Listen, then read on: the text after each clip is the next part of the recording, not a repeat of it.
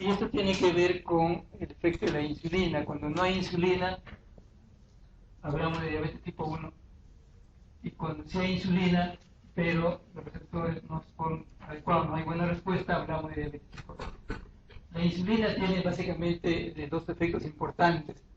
Un efecto que tiene que ver con las vías metabólicas y otro efecto tiene que ver con la modificación de los genes.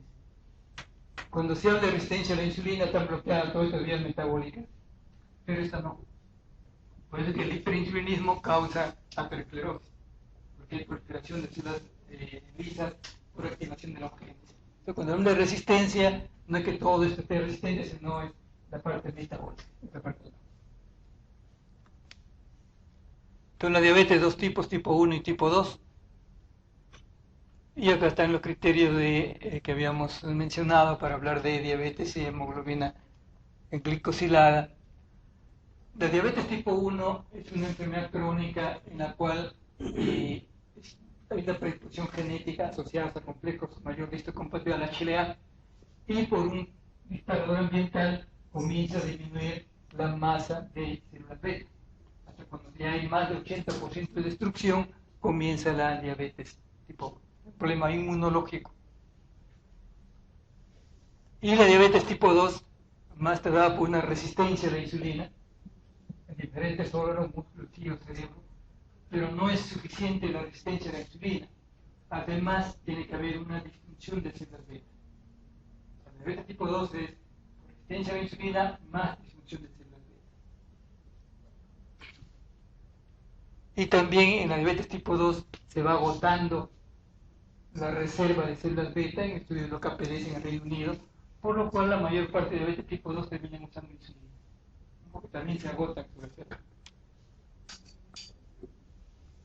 Y siempre cuando empieza la diabetes tipo 2, primero se pierde la primera fase de liberación de insulina.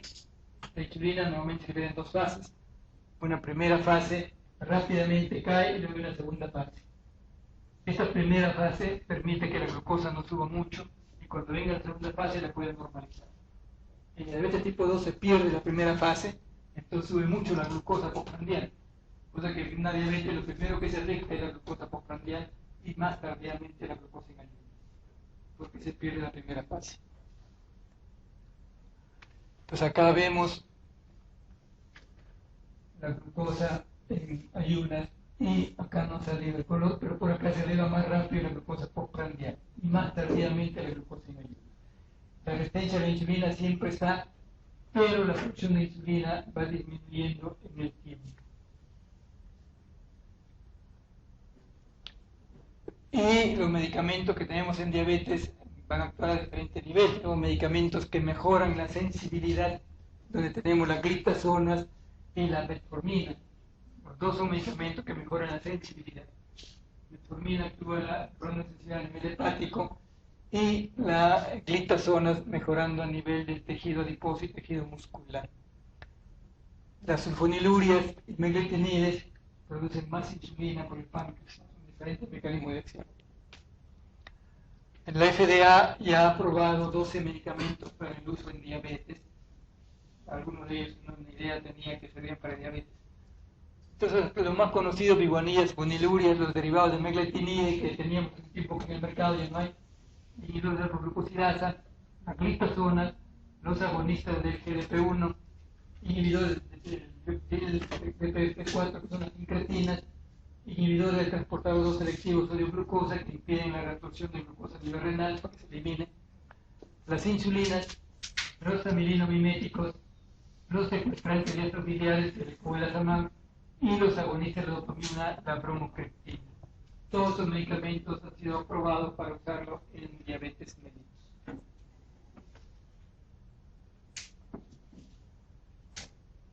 ¿Y cómo manejamos la diabetes? Hay varios consensos para el manejo, pero siempre lo primero es metformina. Metformina es el mejor medicamento para diabetes tipo 2, como está de acuerdo, medicamento de primera línea, metformina. Debe iniciar con metformina cuando empieza con una droga. Si no hay respuesta a un medicamento o no tolera la metformina, se pueden utilizar otras alternativas. y si tolera la metformina y no hay respuesta a la metformina, uno le puede agregar un segundo medicamento. Y si lo tolera el medicamento pero no controla la glucosa, puede agregarle un tercer medicamento, ¿no? Uno puede agregar que tenga diferentes mecanismos de acción. Pero si la glicosilada está muy alta, uno puede iniciar directamente con terapia dual o terapia triple. Y si es muy sintomático el paciente, comenzar con insulina y al final terminan con insulina, ¿no? Tratamiento progresivo. Entonces la hemoglobina glicosilada nos da un promedio de los 2 últimos 3 meses y para eso hay una referencia. Acá hay una escala para ver a cuánto de glicosilada corresponde la glucosa, pero para propósitos prácticos, 6% de glicosilada corresponde a 120 miligramos de glucosa en promedio. Y por cada 1 de incremento de glicosilada aumenta en 30 miligramos a la glucosa. Cuando tenemos una glicosilada del 10%, teníamos 6%, tenemos 120 miligramos, y aumentado 4% serían 120, más o menos 240 miligramos. Propósitos prácticos para ver cuánto es el promedio de glucosa en los últimos meses. Y las complicaciones de la diabetes, entonces la nefropatía, una de las complicaciones microvasculares, inicia una preclínica con hiperfiltración, nefropatía incipiente, termina en nefropatía. Para el comienzo, muchos diabéticos tipo 2 tienen nefropatía desde el diagnóstico. Y uno de los datos iniciales es la presencia de microalbuminuria. Una microalbuminuria de 30 a 300 miligramos es dudoso y más de 30 miligramos ya es positivo. Y las etapas del daño renal van divididas en etapas de 1 al 5. La primera etapa es un estado de hiperfiltración, la 2 una microalbuminuria ocasional, la 3 una microalbuminuria persistente, la 4 macroalbuminuria y la 5 enfermedad renal terminal. Tenemos varios tipos de insulina para el manejo de la diabetes. Las insulinas convencionales es la cristalina y la NPH. Actualmente tenemos análogos de acción más rápida o análogos de acción más lenta. Son diferentes tipos de insulina para el manejo.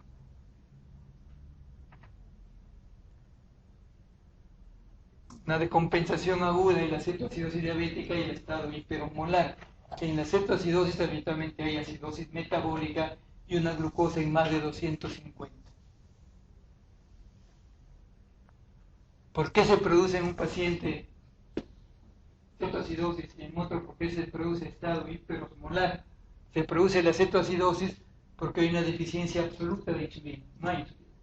Y eso hace que haya aumento en la producción de cuerpos cetónicos. Y eso termina en hipercetonemia y en acidosis. En cambio, en el estado hiperosmolar hay una deficiencia relativa, hay algo de insulina que va a detener la producción de cuerpos cetónicos. No van a hacer cetosis, solamente van a hacer hiperglicemia y deshidratación. Por la diferencia, porque uno se hace el hiperosmolar y otro es la cetoacidosis. Y el tratamiento en la cetoacidosis, hidratación, insulina. Insulina, endovenoso y infusión continua. No se debe aplicar endovenoso en bolo, porque la vida media de la insulina es menos de 5 minutos. Tiene que aplicarse en infusión continua. Y para el estado hiperosmolar es básicamente hidratación. Entonces ya le habíamos visto esto. También ya lo vimos.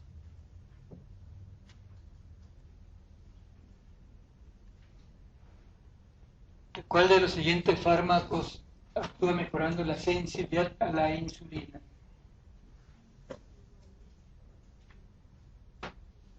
Guanidacin, glitazona, ¿no? Son los medicamentos que actúan mejorando la sensibilidad.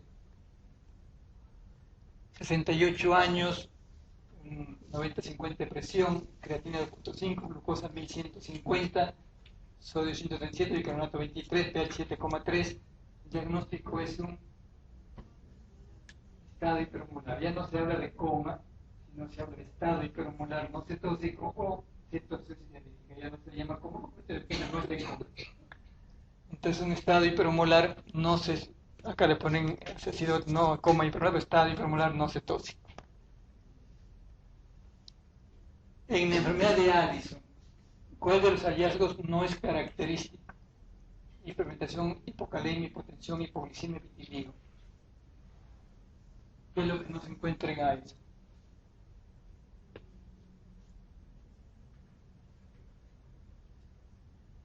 ¿Hay hiperfermentación o no? ¿Hay hipotensión arterial? ¿Hay hipoglicemia? ¿Vitiligo? Claro, puede haber vitiligo por enfermedad. Lo que hay es una hipercalemia. Una hiponatremia con hipercalemia. ¿Qué tenemos frente con Addison? Que tenemos los síntomas de Addison que se dan por deficiencia de glucocorticoides, deficiencia de mineralocorticoides y por otras causas donde está la hiperpigmentación o asociación con otras enfermedades autoinmunes como menopausia prematura, vitiligo, etc. Respecto a la insuficiencia suprarrenal primaria, que la insuficiencia suprarrenal primaria se llama enfermedad de Addison. ¿Cuál es cierto? Nivel de CTH, cortisol disminuido, se ha aumentado, cortisol disminuida, pero aumenta trastorno de CTH, nivel de cortisol aumenta, CTH disminuido, o CTH cortisol aumentado. ¿Qué es lo que se encuentra?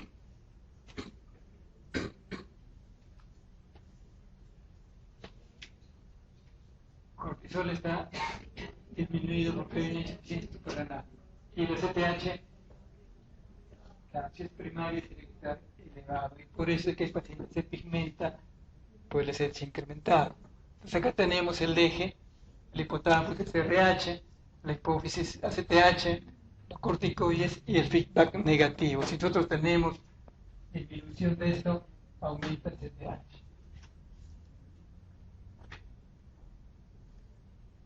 En una crisis addisoniana puede presentarse todos excepto uno de los casos: deshidratación, hiperpotasemia, calcio metabólica, hiponatremia, hipoglicemia.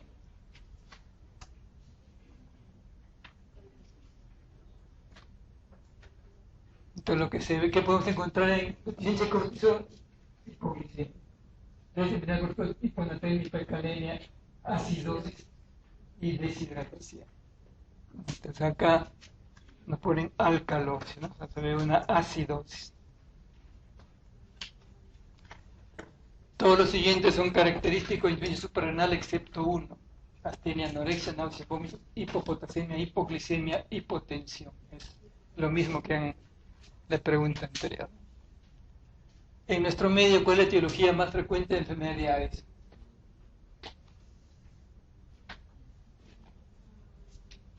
Acá tenemos las causas de enfermedades. Las principales causas autoinmunes y la infección. Autoinmune, infecciosa, en nuestro medio la tuberculosis, pero puede ser por micosis, puede ser metástasis, enfermedad infiltrativa o enfermedad hemorrágica de otro tipo.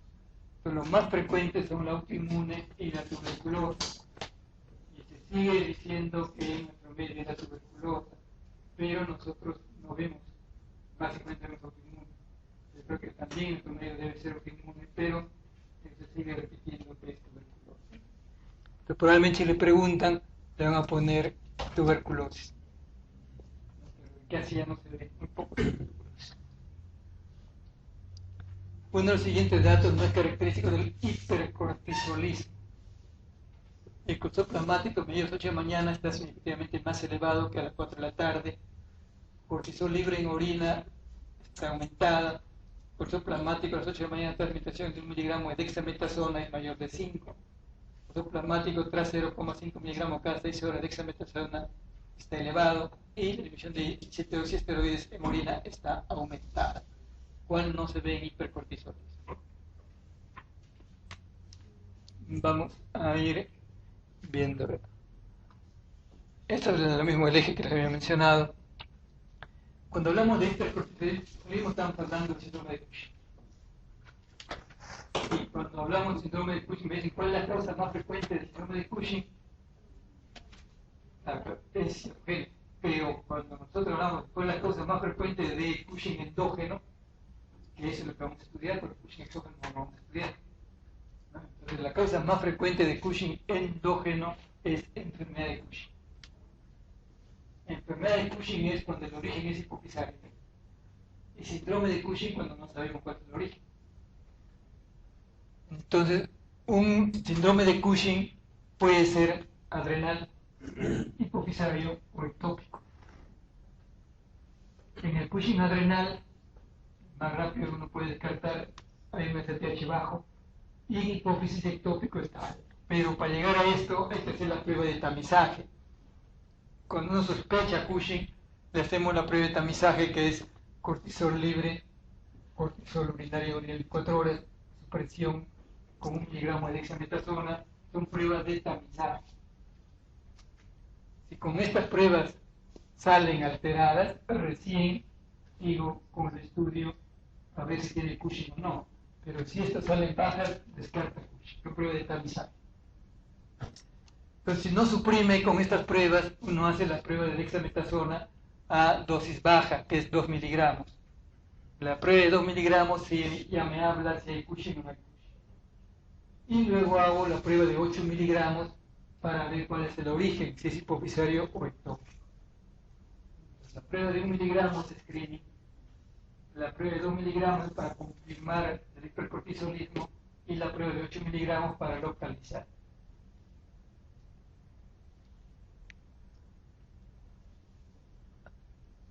Entonces, no es característico, primero, el cortisol libre está aumentado, ¿sí? Cortisol plasmático, también son de dexametasona, es mayor a 5, ya han cambiado estos valores, ya no es 5, es 1.8, como es, parece un poco antiguo, pero acá es mayor de 1.8, ya nos hablan de hipercortisolismo. Este 5 era hace 4 o 5 años. Cortisol plasmático, luego de 2 miligramos de dexametasona, está aumentada, también no de Cushing. Inhibición de dosis esteroide, que es un metabolito de los corticoides, aumentada también. Entonces la respuesta es, cortisol plasmático a las 8 está más elevado que medida a las 4, es lo normal. Eso se pierde en el Cushing.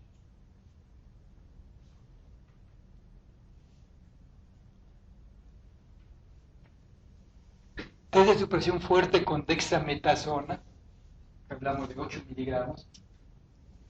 El cortisol se suprime si el origen es suprarrenal, si el origen es hipofisario, si es ectópico, no es útil para el estudio. Se considera que si su presión de cortisol plasmático desciende por debajo del 75% del basal. ¿Para qué nos sirve el DEXA 8? Para localizar si es hipofisario o ectópico. ¿En cuál suprimiría? En el hipofisario, porque el ectópico es un monotón. Entonces el cortisol se suprime si el origen es suprarrenal, no. El cortisol se suprime si el origen es hipofisario, sí. Esto no. Y se considera que existe supresión si desciende por debajo del 50%. Entonces el único cierto es que tenemos enfermedad de Cushing, que es el más frecuente, luego el ectópico, enoma suprarrenal y cáncer suprarrenal.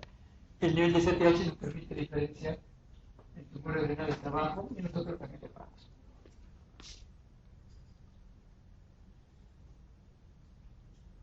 Ante las sospechas de hipercortisolismo, el primer estudio a realizar es, o sea, ante la sospecha hay que hacer pruebas de tamizaje.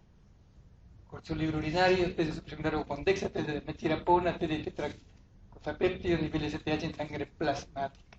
¿Cuál sería el primero ante la sospecha?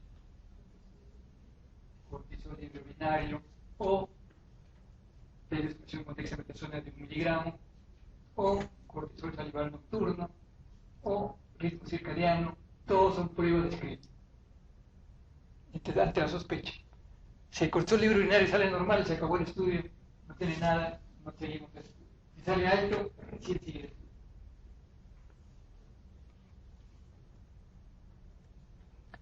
¿Cuál es la afirmación es cierta en relación con síndrome de Cushing? Carcinoide bronquial puede secretar CTH y simular un Cushing hipofisario. El Cushing de origen hipofisario es más frecuente en hombres que en mujeres. La enfermedad de Cushing es la causa más frecuente del síndrome de Cushing. En el Cushing por secreción ectópica, CTH, la emisión de CRH aumenta el nivel de CTH. Síndrome de Nelson puede ser la extirpación de un adenoma adrenal productor de glucocorticoides. ¿Cuál es lo cierto?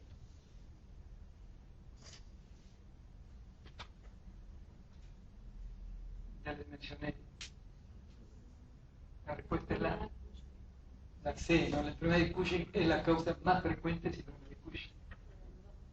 Claro, hablamos de Cushing. Cushing. Nosotros estudiamos Cushing endógeno.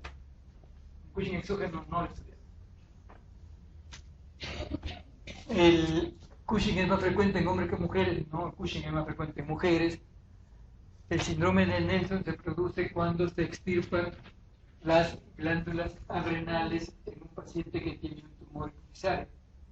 Ahí se produce Nelson, que es un crecimiento muy rápido del tumor hipofisario.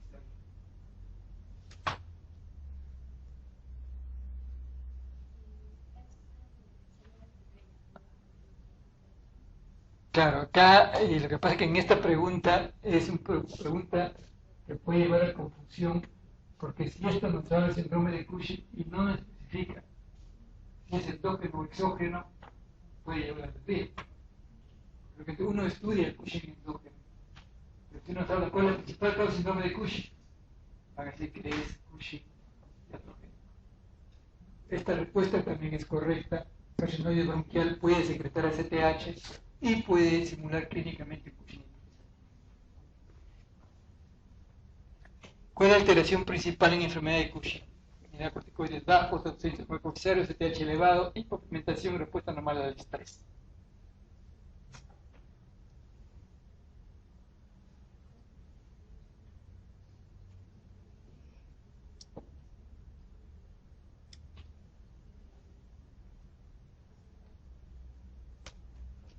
Unidad corticoides bajos no tiene nada que ver. Ausencia de tumor hipofisario habitualmente se ve, pues no veces, pero actualmente se ve. ACTH elevado siempre tiene que estar ACTH elevado. Si no estuviese elevado, sería Cushing adrenal. También está elevado en el ectópico.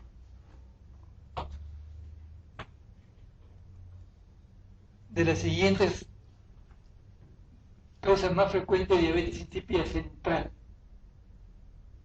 traumatismo craneal, cirugía hipotálamo hipofisario, meningitis, tumores hipotálamo hipofisario, síndrome de Sheehan.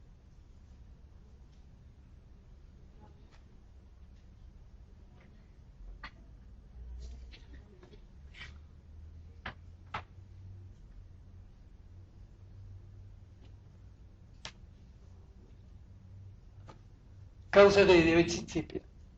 La principal causa es idiopática.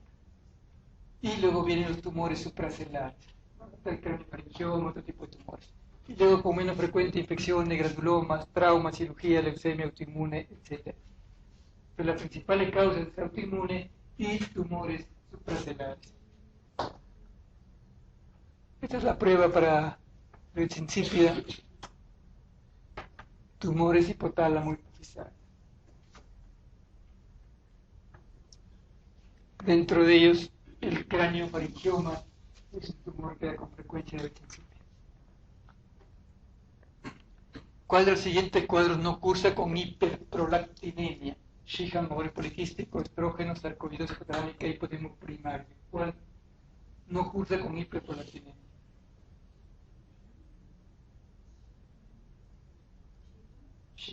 Sheehan, hay un panhipopituitarismo. El ovario poliquístico, si hay estrógenos también, sarcoidosis hipotalámica, hipotimo primario, también ya mencionamos, el síndrome de Sheehan. Acá tenemos la causa de la hiperprolactinemia.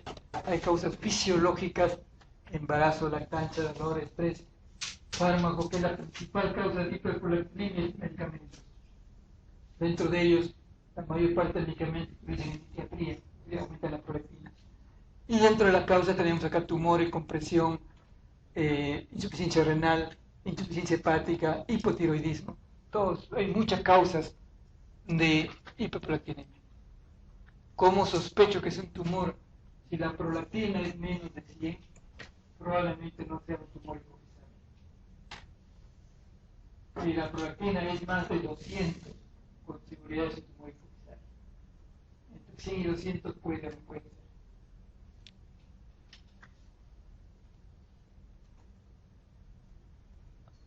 ¿Cuál es el factor más inhibidor de la prolactina? La dopamina. Entonces acá tenemos la dopamina, que es el PIF, y la prolactina es la única hormona hipofisaria que solamente tiene control inhibitorio. Y la única hormona que tiene un control tanto estimulatorio como inhibitorio es la hormona de crecimiento. Todo lo demás tienen control estimulatorio.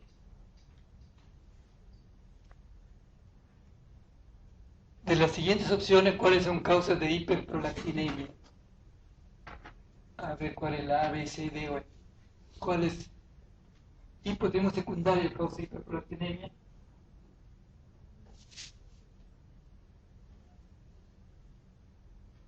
¿Qué hipotiroidismo causa la primaria, el que causa hiperprolactinemia, no la secundaria?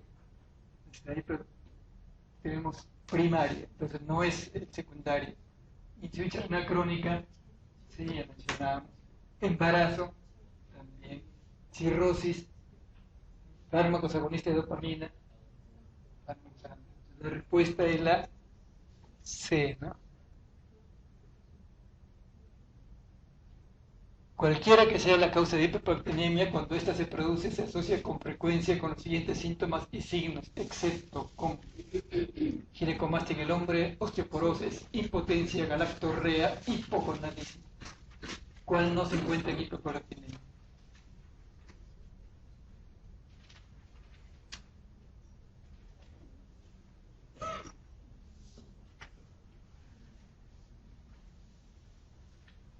Puede haber hipogonadismo, es una causa de hipogonadismo. Puede haber galactorrea, impotencia, osteoporosis. Entonces lo que no es ginecomastia.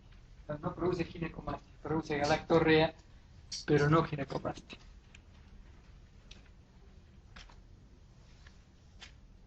Produce secreción de leche, galactorrea, pero no ginecomastia.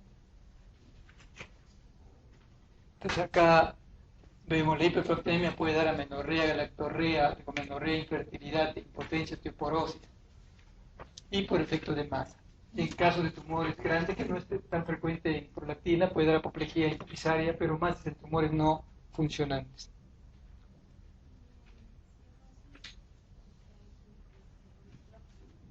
Claro, porque no, el metabolismo disminuye.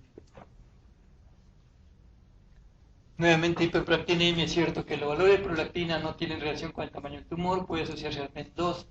Ninguna de las pruebas de estimulación y supresión ha demostrado valores superiores a 9 basales. La radiografía simple y clara en tomografía tienen valor en el screening. En mujeres son más frecuentes los macroprolactinomas que los microprolactinomas. La prolactina, el tumor productor de prolactina, es el único tumor que tiene una relación directa entre el tamaño con la producción. Es más grande, produce más prolactina. Es el único tumor impulsado. Los demás no tienen esa característica. Cuando el nivel de prolactina es muy alto, debe ser un macroprolactinoma. Y además, en mujeres habitualmente es microprolactinoma y en varones habitualmente es macroprolactinoma. Entonces, ¿cuál es cierto? Los valores de prolactina no tienen relación con el tamaño del tumor. Falso. Sí tiene. Puede asociarse al MEN2.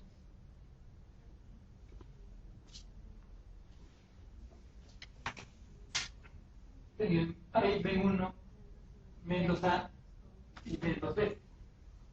En el MEN1 se encuentra el compromiso de páncreas, hipófisis y paratiroides. O sea, se encuentra en el MEN1. En el MEN2 encontramos compromiso de adrenal, tiroides y paratiroides. Entonces no se encuentra en el MEN2, sino en el MEN1. Ninguna de las pruebas de estimulación y supresión ha demostrado tener valor superior. No es necesario tener ninguna prueba de estimulación, simplemente son pruebas basadas. Radiografía de creencia turca en el screening no.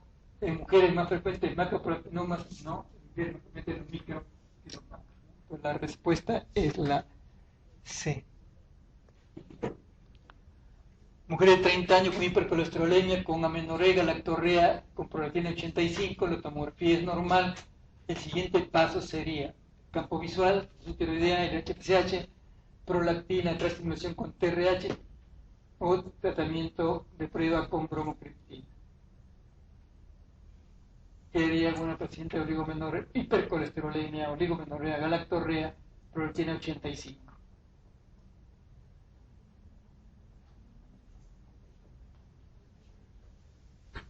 Evaluar la función tiroidea.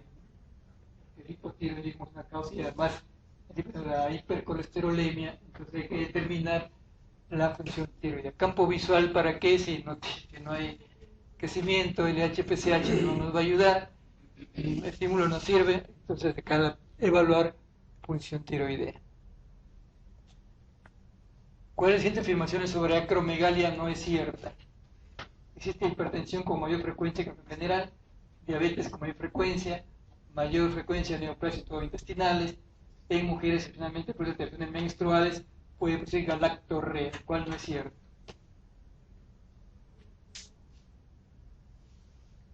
El tumor, la hormona de crecimiento es muy parecida en su forma química a la de la prolactina, porque los dos descienden de una misma célula en común, por lo cual hay mucha asociación entre hiperprolactinemia con acromegalia, porque las dos se originan en la misma célula, su estructura es muy parecida, entonces pueden encontrar con frecuencia galactorrea en la acromegalia. Esta es la vía, la hormona de crecimiento regulada por los hormonas hipotalámicas, por los hormonas de crecimiento, que va a tener efectos metabólicos y va a actuar sobre el hígado por producción de IGF-1, que va a ser encargado de propiciar el crecimiento. Los hormonas de crecimiento tienen efectos directos sobre el metabolismo y efectos indirectos sobre el crecimiento a través de la IGF-1. Acá tiene múltiples acciones, están en todo el organismo, hay muchas causas. Que tenemos paciente con acromegalia, la incidencia es igual en ambos géneros. Cuando uno diagnostica la enfermedad ya tiene por lo menos 10 años de evolución. Entonces, ¿hay mayor hipertensión? Sí. ¿Hay mayor diabetes? También. ¿Mayor frecuencia de neoplasias intestinales? Sí. Y en mujeres habitualmente produce alteraciones menstruales, ¿no? Entonces, no es cierta la D. En la acromegalia es frecuente hiperfosfatemia, hipofosfatemia, hipercalcemia, hipocalcemia, hipernatremia.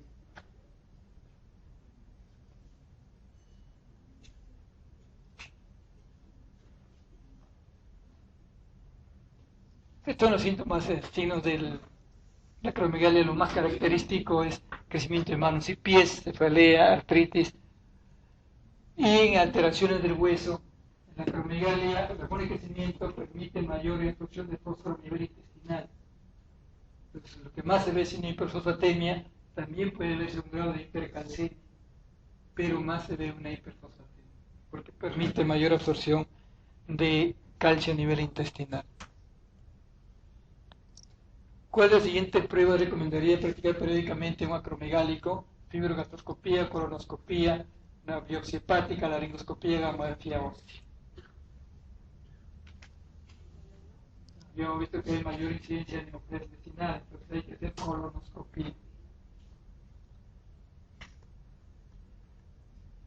Una acromegalia considerada activa cuando se hay hiperglicemia, somatotropina 200, fase acromegálica, macroglosio prognatismo. Uno demuestra que una enfermedad está activa cuando la hormona de crecimiento está alta. Somatotropina es la hormona de crecimiento. La hormona de crecimiento, lo normal de la hormona de crecimiento es menos de 5. Lo que indica actividad es que está alta la hormona de crecimiento. Puede tener fase acromegálica, pero puede estar inactiva. Para el diagnóstico se utiliza la IGF-1, prueba de supresión de hormona de crecimiento con glucosa, o el IGF-BP3. ¿Cómo va la respuesta? Cuando uno le da una sobrecarga de glucosa, normalmente uno le da una sobrecarga de glucosa y baja la hormona de crecimiento. Cuando hay una supresión inadecuada o cuando hay un momento paradójico, nos habla de actividad de la enfermedad.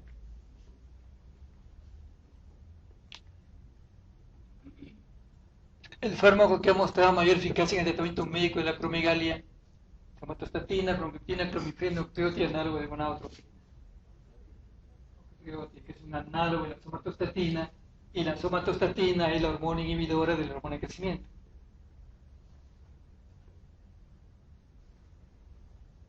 Señala lo que corresponde al síndrome de Klinefelter: gonadotropina disminuida, anosmia, testículos pequeños y duros, cariotipo 45X0, genitales antiguos. ¿Qué cosa es Klinefelter?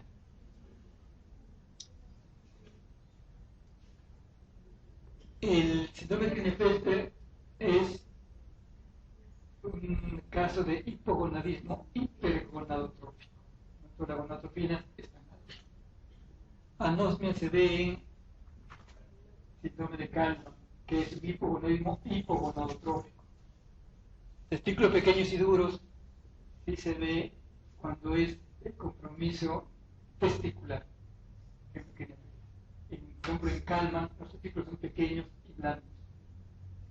Cuando el origen es primario testicular, como en Klinefelter, los testículos son pequeños y duros. ¿Y cómo es el cariotipo Klinefelter? 47, 17. Y genitales ambiguos. ¿Cuál de los siguientes no corresponde a hiperplasia adrenal congénita? Deficiencia de antihidroxilasa, 21, deshidrogenasa, beta-2 hidroxisteroides, hiperplasia sexual, virilización. ¿Saben lo que es la hiperplasia adrenal? Es un síndrome genético en la cual hay ausencia de determinadas enzimas que bloquean la síntesis de mineralocorticoides y glucocorticoides y todo va a formar andrógenos. Y eso, cuando es una mujercita, las genitales ambiguos, y cuando es varón, puede dar pubertad precoz. Entonces, los dos últimos sí son. La C, porque no es incrédula, debe haber disminución en todo caso. La principal causa de hiperplasia adrenal congénita es deficiencia de hidroxilasa. Es la causa más frecuente.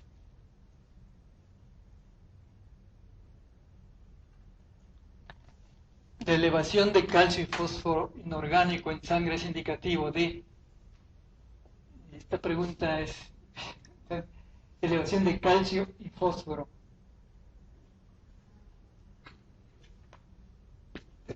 La respuesta es ninguna, porque ¿en quiénes se encuentra elevación de calcio y fósforo? En cáncer. Pero cuando hay déficit de vitamina D, hiperpara, no, en todo caso es la elevación de calcio y disminución de fosfato que se ve en el hiperparatiroidismo. De repente había una confusión en hacer la pregunta. Una elevación de calcio y disminución de fósforo es indicativo de hiperparatiroidismo. La elevación de ambos se ve más en hipercalcemia de causa tumoral, de tanto que aumenta calcio y fósforo.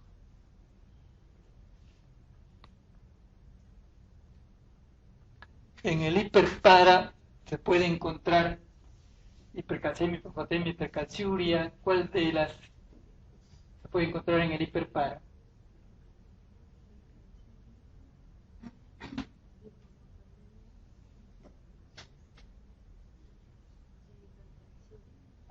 La respuesta es la C. No hay una hipercalcemia, hay una hiperfosfatemia. Normalmente la paratormona retiene calcio por el riñón, pero cuando sobrepasa determinado umbral comienza a perder calcio por la orina. Entonces va a haber una hipercalcemia, una hipofosfatemia y una hipercalciuria en el hiperparatiroidismo. ¿Qué signos semiológicos permiten determinar hipocalcemia? Chebostec y Trousseau. ¿Cuál es el Chebostec? La percusión de anillos parciales. Trousseau. ¿Y cuál es el AG? La AG. El Tinel. El AG es cuando al hipertiroideo se le hace que se ponga en cuclillas tirando una pierna y no puede desarrollar muscular. En el hipertiroidismo.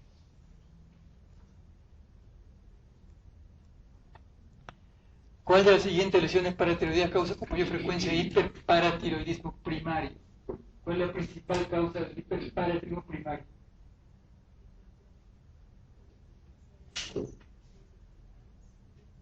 La principal causa es un adenoma único. La hiperplasia se ve en la neoplasia endocrinal múltiple, que es un raro. El adenoma solitario único es la que se ve.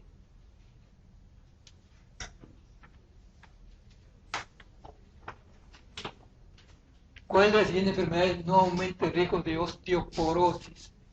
Esteatopsicosis, Cushing, hipoparatiroidismo, acromegalia, diabetes tipo 1. ¿Cuál no aumenta el riesgo de osteoporosis?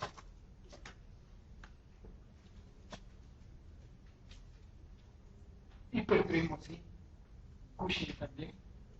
Acromegalia saca calcio del hueso. De tipo 1 también.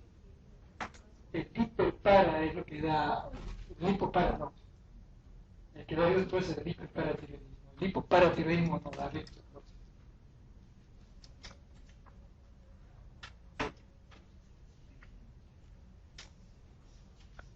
18 años, en un país árabe, epilepsia tratada con carbamazepina, sin controlar los síntomas, acude por crisis tónico-clónicas y tiene un calcio bajo, fósforo alto, alargamiento del QT, calcificaciones.